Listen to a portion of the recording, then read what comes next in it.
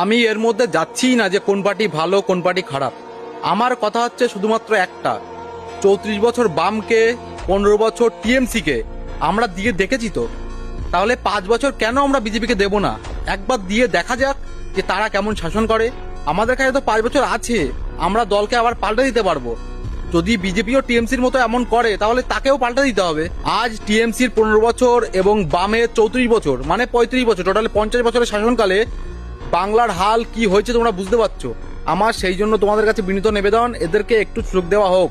তাই না তো আমাদের মতো শত শত ছেলেবেলে, হাজার হাজার ছেলেবেলে বাইরের রাজ্যে এসে এই ধাক্কা খেতে খেতে এদের থাকতে হবে সারা জীবন, ফ্যামিলি ছেড়ে সবকিছু ছেড়ে। যারা এই পরিযায়ী শ্রমিক হিসাবে কাজ করে বাইরে এসে, তাদেরকে তারা জানে যে তাদের কতটা কষ্ট, তাদের কতটা স্ট্রাগল ফেস করতে হয়।